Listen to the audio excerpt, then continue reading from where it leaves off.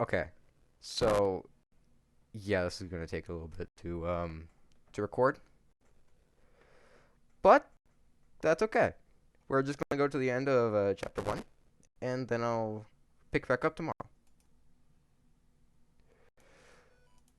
Alright, we have here the Faith Game Program.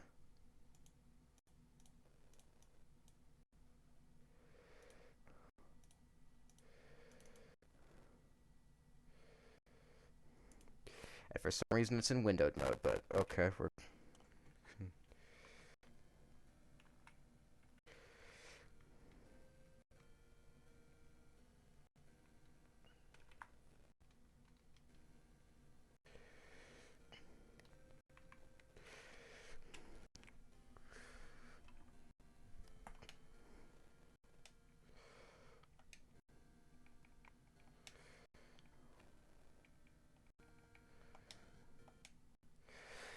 Alright, September 21st.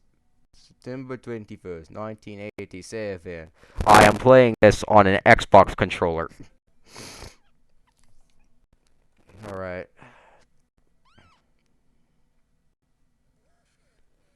No. I will in fact not worship you, thank you. I'm going to actually lower the volume. There we go. Now I'm just gotta check OBS to make sure this I am heard.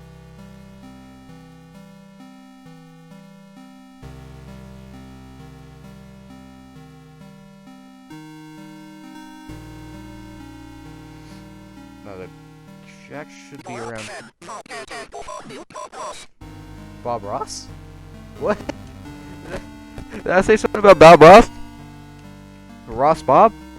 Billy Bobs? Jimmy Jonas? Jaundice?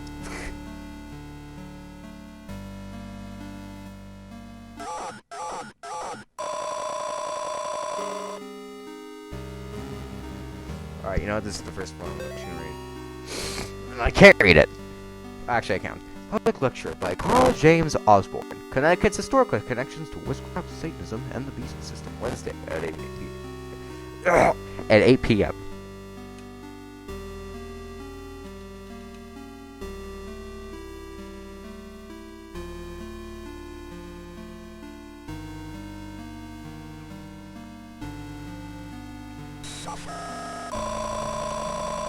Heck, a treat, idiot. What? Oh, hey. The Martin's house lies about 100 yards off of Snake Meadow Hill Road. There is almost no driveway. Trees jut out in the middle of the gravel path that is mostly covered in grass. It was difficult to find the house, especially since it was already dark when we arrived. Father Allred seemed to know exactly where he was going. He simply drove straight ahead until he arrived at the house. In the headlights, I saw an old shed off to the right of the path. Father Allred explained that he would rather perform the exorcism away from the house. The Martins had insisted that Amy remain inside. He complained that having the family present makes it difficult to proceed with the elements of the rite that may seem harsh to the lay person. And now it's time for Michael Davies to make his grand approach. Get out of here.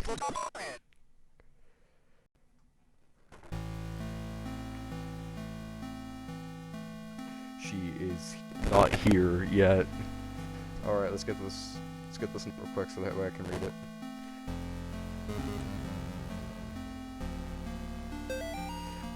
The kids and I miss you more every day. The twins and Amy have started their next school year here at home. Amy keeps asking when she's allowed to be going when she's going to be allowed to go to real school. I think she's getting cabin fever. The twins are having no problems occupying their time. Yesterday they came in with their bloods. Their hands covered in blood. I guess they found a dead deer and thought it would be a good idea to touch it. I think we might have a coyote problem because when I went out with them to look at the dead deer, it was a pretty gruesome sight. All this just a day after the twins' birthday party. Can't wait till you come home. Man, they dead! Oh no, I didn't have enough time to adjust my mic and then Mortis, dang it. Okay, I'm gonna actually close my door, hold on.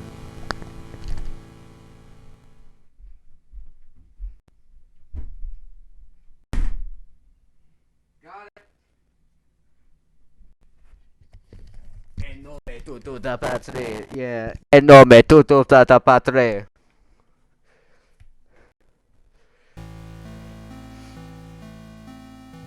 Alright.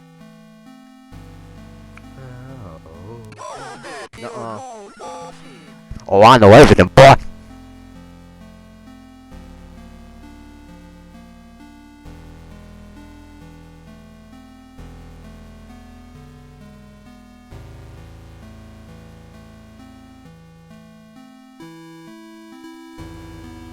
Oh boy, Graves.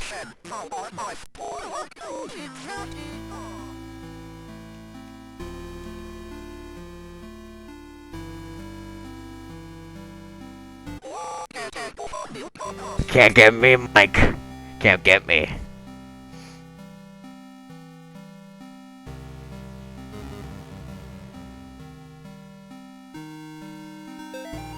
Today I'm noticed that Amy's favorite tree looks like it's dying.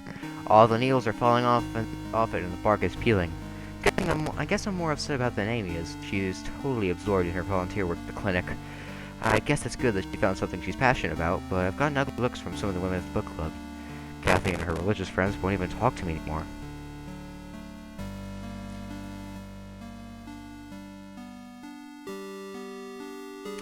Oh! Yeah, I completely forgot that happened. Just don't shoot that. Like, once we get the gun, we cannot shoot that. At least I think that's how you get that one ending. Alright, here's the well. Which means we're almost there. Is that just you're invited to Jason's 6th birthday? Da da da da.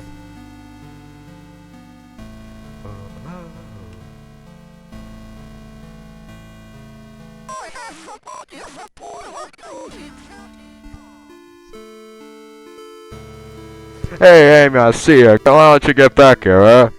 Get in here. Woohoo. Woohoo. Mr. and Mrs. Martin greeted us at your front porch.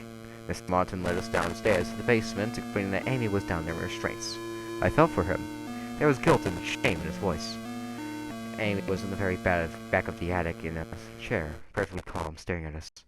It is hard to describe the look on her face. It was not the kind of look a child gives you. And that's what Stephen can do, with enthusiasm. Anyways, there we go.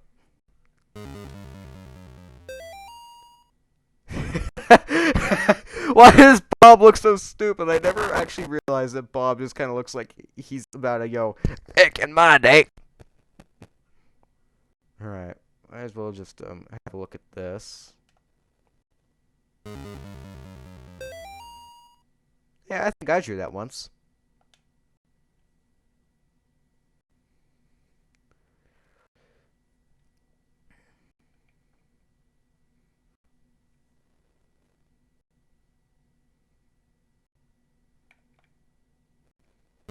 Wait, can I exercise this? I forgot. No, I can't. Okay, cool.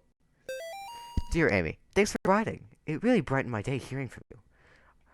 In your letter, you asked, what's the weirdest thing I've ever seen as a missionary? The area we're working in has a lot of folks who practice Kumaba. It's what you might call a pagan religion. It's kind of a mix of Catholic and African religions. One of the saints they worship is San La Muerte, or Saint Death. Yesterday, we talked to a boy, about 15.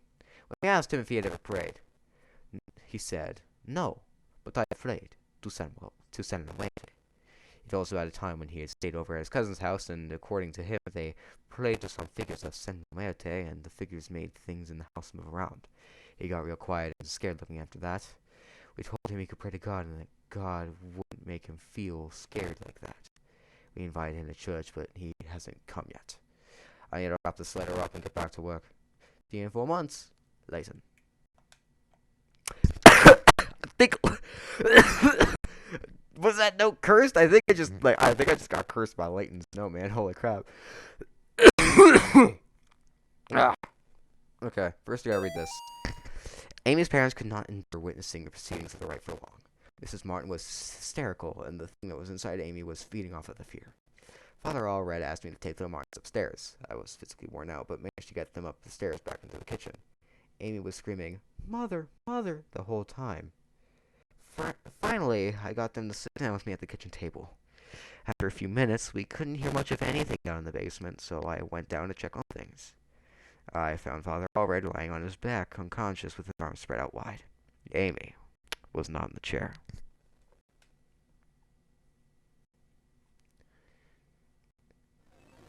Now, I'm going to Alt-Tab and just make sure that I'm still recording. Yes, I am. She is here. She is here.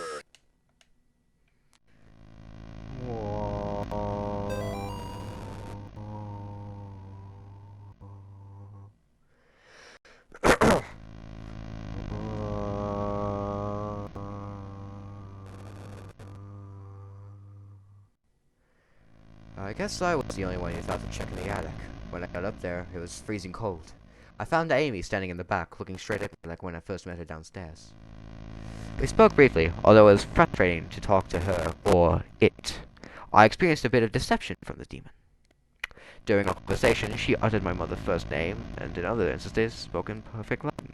I called for help from the others, but nobody came, so I raised my crucifix and began the rite again. You know, I heard that one song, Have Faith, and I can never imagine John not sounding Russian now, and it hurts. Bob must be stationed somewhere in the Middle East, because he sent me over this weird-looking doll for Amy's birthday. I'll ask Kanish about it next time we have book club. She looks like she could be from over there. It's really fucking racist. Amy didn't seem excited to see the doll. I think she would rather have a phone installed. I think she would rather have a phone instead. Or maybe seeing a baby doll makes her feel self-conscious about her working at the clinic.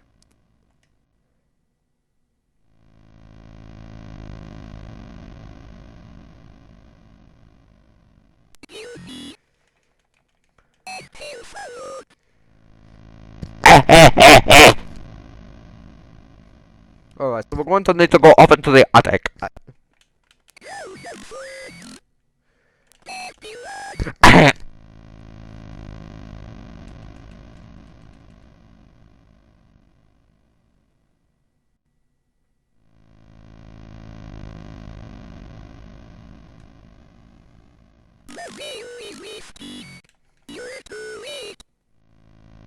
I heard a door open upstairs.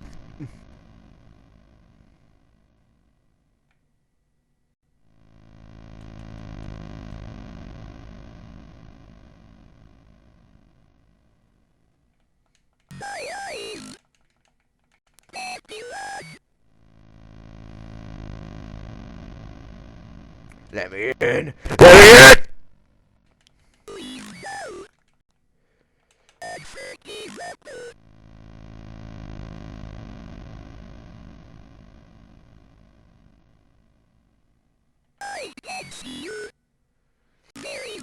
I heard a door open. I heard a door open. I'm not going to Mortis now. Molly, the church might contact you in a few days to tell... Let's try that again. Molly, the church might contact you in a few days to tell you their version of what happened to me. I want you to hear it from me first. A year ago, I was involved in the exorcism of Amy Martin.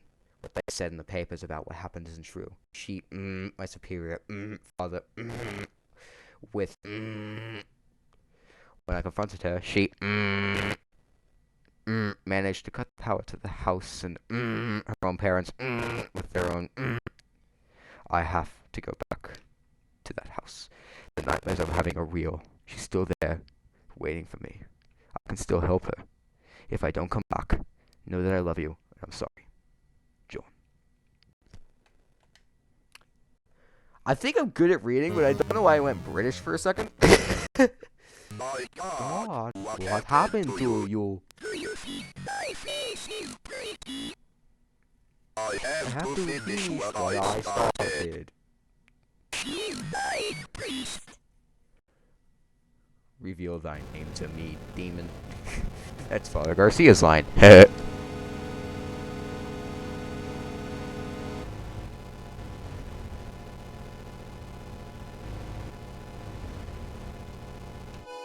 Yes, I know the notes do more damage. Like, as long if you have the more notes you have, the more damage you do. By the way, I know that.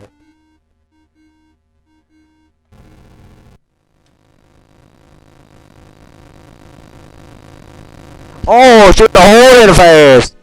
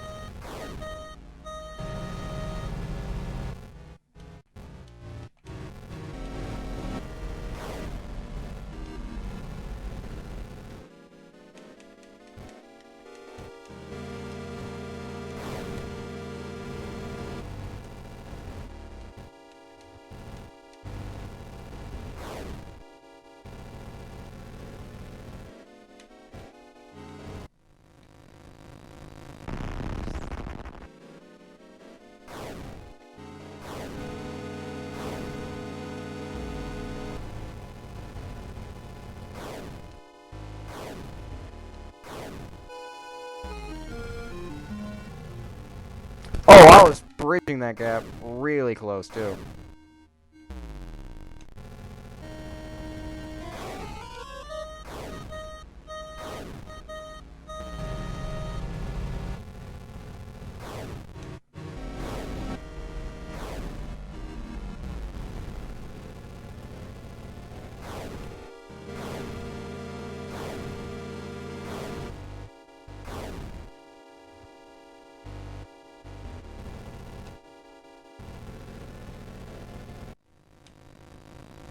I'm really scared she was gonna come at me. Get out the ammonium.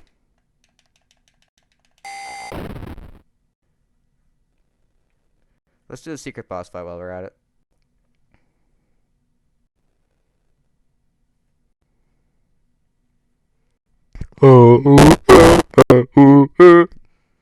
That's my imitation of the theme. Hold on. Kill her? Oh boy, I won't. No, I'm not doing that. No. I'm going with one bullet. In Guab we trust. Gun with one bullet. In Guab we trust.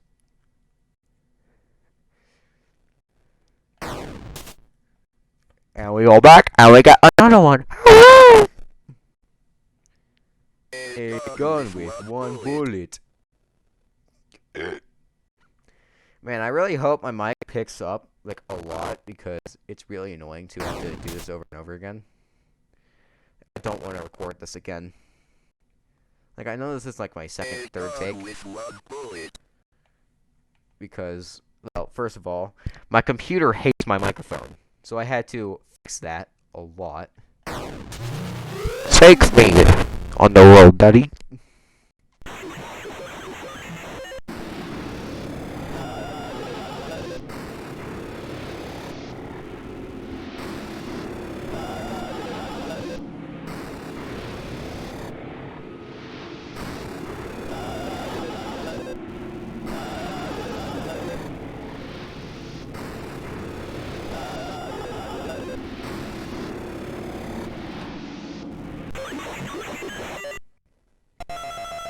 Yeah!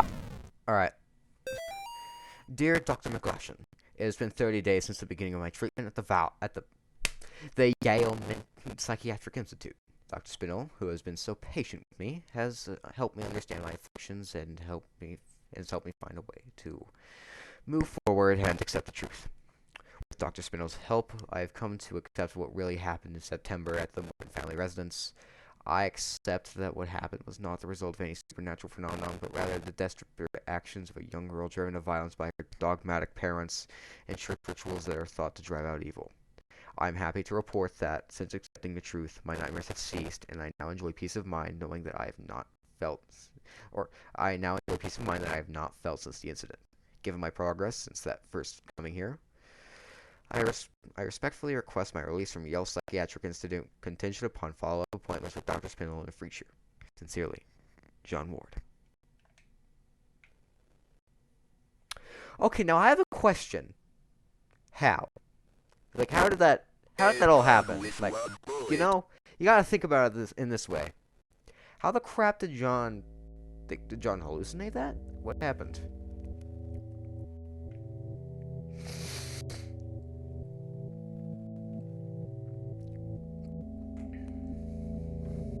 Um, oh, come on, we forgot to get the camera. We forgot to get the micro SD today. Dang it. I wanted to get an actual, like, professional mic as well. That'll be nice. To, like, really benefit this. Yeah.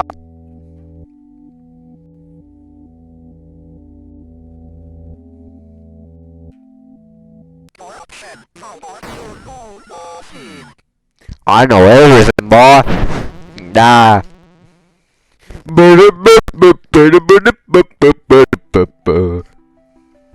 I will say of the Lord, He is my refuge and my fortress.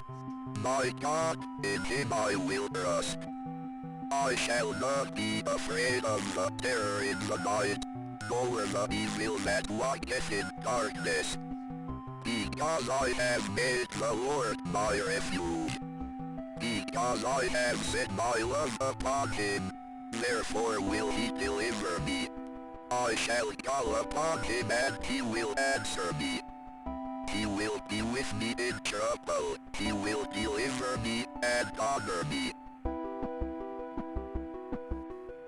I can't explain what happened at that house. I can only have faith that I did the right deed.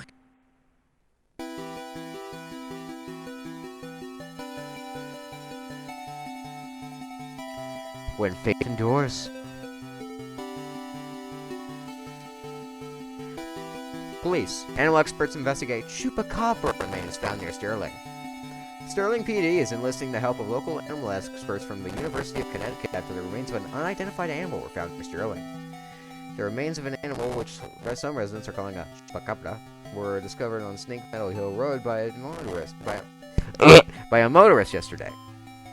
The animal had apparently been struck by a vehicle, and parts of its carcass were scattered across the road. Police say they initially investigated the gruesome scene because the motorist who discovered the remains had told them they appeared to be of a person.